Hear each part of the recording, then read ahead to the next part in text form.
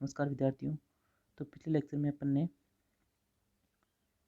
स्पर्शरेखीय वेग एवं अभिलंबिक वेग का डेरिवेशन देखा था। तो स्पर्शरेखीय वेग था ds/dt और किसी बिंदु पर जो अभिलंबिक वेग था वो क्या था, 0। आज देखेंगे अपन स्पर्शरेखीय एवं अभिलंबिक त्वरण। ठीक है,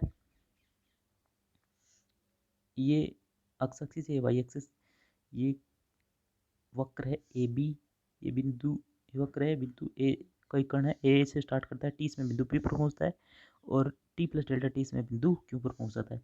इस पर स्पर्शरेखा ये रही, क्यू पर स्पर्शरेखा क्या है, ये पी टी, और क्यू पी पर स्पर्शरेखा और क्यू पर स्पर्शरेखा ये है। ठीक है, अब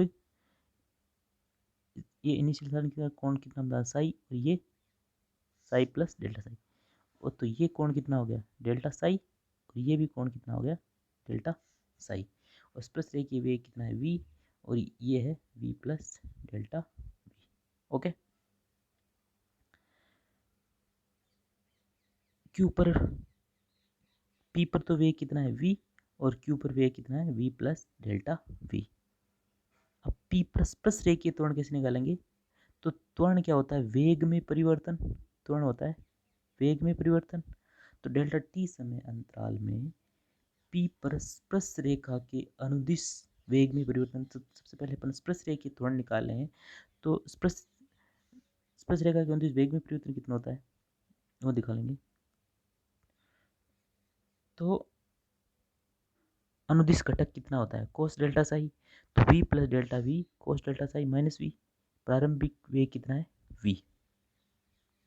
limit delta t tends to 0, v plus delta v। अब कोस डेल्टा साई है, उसका प्रसार कब नहीं, कोस एक्स का प्रसार कितना होता है, 1 minus x square upon factorial 2 plus x की power 4 upon factorial 4 minus x की power 6 upon factorial 6 dot dot dot.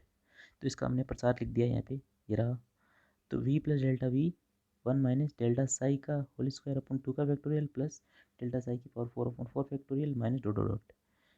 अब चूंकि डेल्टा साई के जो उच्च घात है उसको अपन छोड़ने पर, डेल्टा साई की उच्च घातों को अपन छोड़ देते हैं, तो ये 0, ये भी 0, ये 0, तो अपना क्या बच गया, अपना बच गया v plus delta v minus, ये यहाँ माइनस आएगा, माइनस v, तो v से v कैंसिल हो जाएगा। ठीक है, तो अपने पास क्या बच जाएगा, डेल्टा v अब भाई डेल्टा t। ठीक है, तो इसको क्या लिख सकते हैं अपन, dv बाई dt। अब v क्या आता है, v मतलब स्पर्शरेखीय वेग क्या है, ds बाई dt, ये हमने सिद्ध किया था।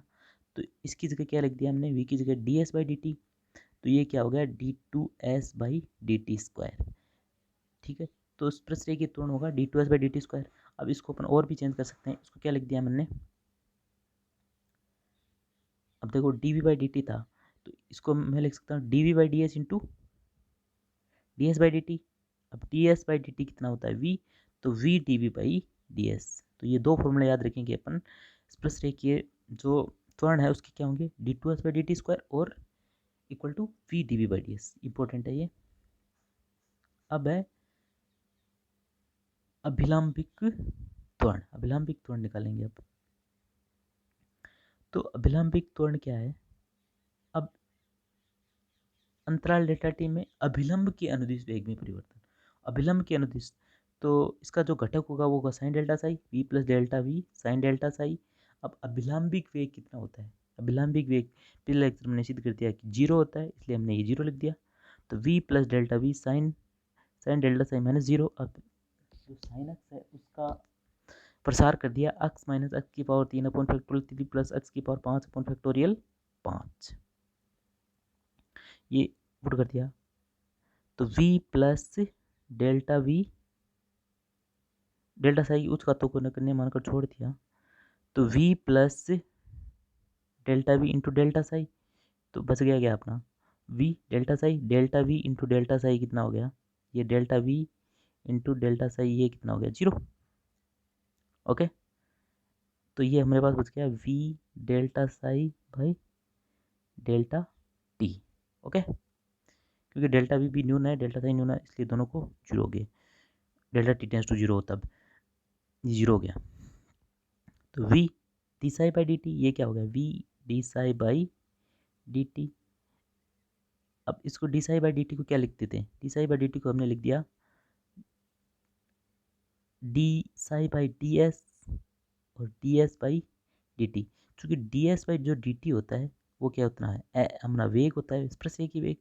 तो ये इसको लिख दिया वी, और ये अलग क्वांटिटी आ गई अपने पास। एक होता है रेडियस ऑफ कर्वेचर रो, इसका क्या बोलते हैं, D s by D Sai, ये होता है रेडियस ऑफ कर्वेचर, यानी वक्रता त्रिज्या बोलते हैं इसको। तो v इंटू 1/रो डॉट वी, तो जो अभिलंबिक त्वरण होगा वो होगा वी स्क्वायर अपॉन रो। ये बहुत इंपॉर्टेंट है, वी स्क्वायर अपॉन रो। अब एक स्पेशल कंडीशन है, जब कण का पथ क्या हो, वृत्तीय हो, यानी कण है वर्त यानी एक सर्कल पर गमन कर रहा हो, तब एस क्या होगा, एस कोण बराबर चाप अपॉन त्रिज्या, तो एस बराबर ए इंटू थीटा, और रो क्या होगी इस केस में, जो वक्रता त्रिज्या होगी वो ए होगी। तो इस केस में देखो, अब स्पर्शरेखी वेग क्या होता है, d s by d t, तो एस क्या है, ये s into a into theta, तो इसको क्या लिख सकते हैं अपन, a d theta by d t. D theta by d t को हमने क्या लिख सकते हैं अपन, d theta by d t को अपन लिख सकते हैं ओमेगा, तो ए इंटू ओमेगा। तो ये क्या हो गया, ये तो अनुप्रस्थ वेग हो, अनुप्रस्थ वेग कितना होता है, आर इंटू आर थीटा होता है। तो स्पर्शरेखी वेग, ये वेग जब कण का कण वर्ती दिशा में गमन कर रहा हो, तो स्पर्शरेखी वेग किसके बराबर होता है, अनुप्रस्थ वेग के बराबर होता है। ओके, और अभिलंबिक वेग कितना होता है, अभिलंबिक वेग हमेशा जीरो होता है, तो ये वेग भी क्या हो गया, जीरो। ओके, ये वेग जीरो हो गया, इससे हम निकाल लिया अपन ने। ओके, अब स्पर्शरेखी त्वरण, स्पर्शरेखी त्वरण d two s by d t square. अब a into d two theta by d t square, ये एस बराबर ए इंटू थीटा हो, तो इसे निकाल लिया। तो ये क्या हो गया, ये अनुप्रस्थ त्वरण, अनुप्रस्थ त्वरण हमने निकाला था, अनुप्रस्थ त्वरण ये होता है अनुप्रस्थ त्वरण। ओके, अब अभिलंबिक त्वरण कितना होता है, v square upon rho, v square upon rho. तो a d theta by d t का होल स्क्वायर अपॉन ए, यानी a d theta by d t. ठीक है, तो ए इंटू ओमेगा स्क्वायर, ये क्या होता है, ये त्वरण। अर्थात जब कण का पथ वर्तीय हो, तो अभिलंबिक त्वरण किसके बराबर होता है, ये त्वरण के बराबर होता है। स्पर्शरेखी त्वरण किसके बराबर होता है, अनुप्रस्थ त्वरण के बराबर होता है। और अभिलंबिक वेग अरीय वेग के बराबर होता है, स्पर्शरेखी वेग अनुप्रस्थ वेग के बराबर होता है। Thank you.